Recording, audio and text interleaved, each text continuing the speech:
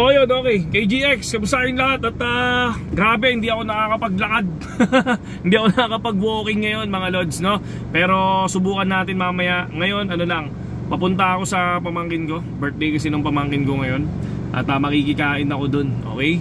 So, ang ano lang, ang sikreto, no? Tulad ng, ang dami kasi nagtatanong. Kumbaga, sabi ko nga, gagawa ako ng Telegram para lang doon sa mga bago. Tapos, ang pag-uusapan lang namin doon, syempre kung ano yung real life na ginagawa ko.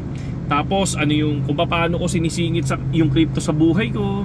Kung paano tayo kahit paano nakaintindi ng konti, di ba? So yun yung mga pag-uusapan natin once nandoon tayo sa Telegram. Tapos yung mga coins, na possible na coins na i-hold natin, or possible na kung paano tayo mag-i-invest pagdating ng bear market ulit. Kailan ba ang bear market ulit? Di ba?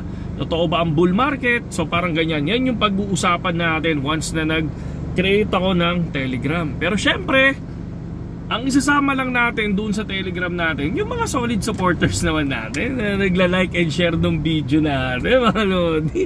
Di ba? Hirap na nga lang, libre na nga lang eh. Di ba? Kapag lahat nga ng TA natin, di ba? Lahat ng token na lintik na token na yan, lahat ng dinrawingan natin ng pambatang drawing, siliparan ng mga ano mga hinayupak di ba? So, yung ano lang, yung pinakala lang natin, like and share nyo yung video natin. Di ba? So, magandang factor na yun. Kahit huwag kayo mag-register dun sa link ko sa BitGet, mag like and share lang kayo, okay na yun. Okay, so eto yun. Ano ba sikreto, no? Sige, karaniwan ang sikreto kasi nasa bear market talaga. Okay? Real talk tayo, no? No, nasa bear market. No, marami nagsasabi, ba't mo pa hihintayin yung bear market? Pwede naman ngayon, di ba? So, pero pinaka best chance makabili ka ng tokens bear market. Okay? So, ano ba yung bear market? No, at ang bear market, ito yung bumabagsak lahat ng coin, okay? Kumbaga, sabi nga nila, minsan bumabagsak sila ng 90%, 95%. Di ba kung makikita mo from all-time high ni BTC ng 3.4 million that time, no? Nung 2021, nalaglag siya ng 900,000. Anong ginawa ng mga tropa? Anong ginawa ng mga ibang tao? Di ba? Pinagtawanan si Bitcoin. Di ba? Pinagtawanan yung mga nag-i-invest sa crypto. Samantalang yung mga totoong trader, totoong gusto nila yung larangan ng crypto, tuwan-tuwa sila pagdating ng bear market. Bakit? Para sa kanila, sale yung token. Para sa kanila, ito yung pagkakataon. Ito na yung pagkakataon na ito na yung pagkakataon na muntik na ako mabangga. Joke lang. Ito yung pagkakataon na makabili ako. Ito yung pagkakataon na makapag-ipon ako. Ito yung i-hold ko. Okay? No? Tapos ibebenta ko siya after 3 years. Yan yun. Yan yung time na bumibili ka. Hindi financial advice ha. Ito yung time na nagsisimula kang bumili, no? Ito yung nagsisimula ka na hindi kailangan isang bigayan, hindi ganon. 'Di ba? Hindi ganon. Kumbaga unti-unti nag-iipon ka ng token na gusto mo, kahit papaano 5 to 10 tokens. Ito yung sinabi ko before sa video ko, no? Yung nawalang YouTube channel natin. Lagi ko tong binabanggit, no? Sabi ko, ayoko ng masyadong meme coin. Nandoon ako sa high market cap. Sino yung mga token na pinromote natin that time? BGB, RON token, XRP, Dogecoin, XRP, Dogecoin, Shiba, tapos ETH, di ba? So sila, and then may SLP ako ng 0.7, di ba? So sila yung mga token na yun. O tingnan nyo ngayon, nasan yung mga token na yun, di ba? Ako, ang pinipili ko, high market cap. Kapag dating ng bear market, high market cap yung pinipili natin. Pero anong nangyari kasi sa akin, nung lumipad sila ng 12 pesos, basta lumipad si Dogecoin, si Cardano pala, si Cardano. So maaga lang tayo nag-TP that time, alam niyo yan, okay? Kasi wala akong sinisikreto sa trading natin, mga lodi. Sabi ko nga sa inyo kung ano yung ginagawa ko, kung ano yung pinapakita ko sa page, yan yun. Yan ang ginagawa ko, sinasabi ko, tulad ngayon, sinabi ko, binenta ko si Ron. Anong gagawin ko kay Ron? Ipandi-trade ko once na bumagsak si Bitcoin ng 88 or 89, di ba? Maglo-long position ako. Pero hindi bumabagsak, di ba? Nasa 92 pa din. Tapos ang ginawa ko, nagdagdag ako kay ETH, pinost ko din 'yon, di ba? pinost ko din para makita ninyo, di ba? Kung ano yung ginagawa natin, kikita ba tayo sa bull market?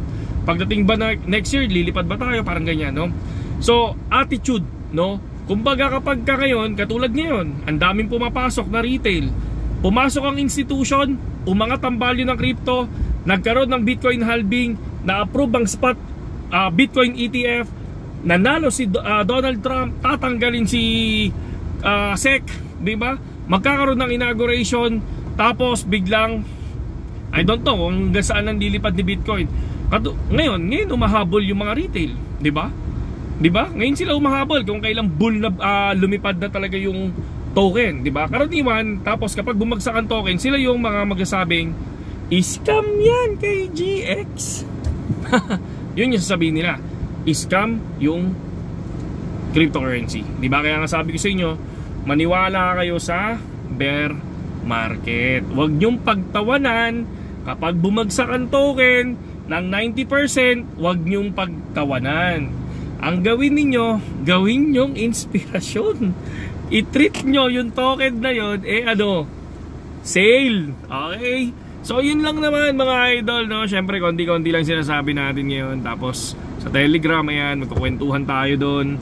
Ano yung buhay natin dati, paano tayo nag-start, ano yung naitulong ni crypto, 'di ba? So para at least kahit paano maging aware yung lahat, ma-inspired, hindi mayabangan, dapat ma-inspired, no? Kahit paano gawin yung inspirasyon, hindi yabang yung mga sasabihin natin doon sa Telegram, dahil yun yung mga totoong nangyari. Okay? Saludo sa inyong lahat, KGX. Sana nakakatulong yung page natin sa inyo. Yun lang yun. At thank you very much, no?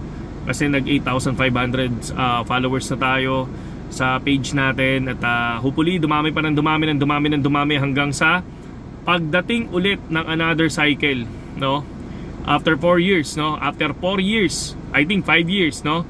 Kung totoong kung masunod ulit ang cycle, okay? Kung masunod ulit ang cycle, magkaroon ng bear market, sana lahat nung nasa page natin, alam nyo na, no? Kumita, hindi mawalan, okay? So yun lang sa inyo, yun lang KGX, at mabuhay kayong lahat. At saludo sa inyong lahat, sa mga wala pang BitGet, di ba? Sa mga wala pa, nandiyan lang yung link natin sa description, sa comment section, and sa bio natin sa TikTok. Okay? Saludo sa inyong lahat, at peace out!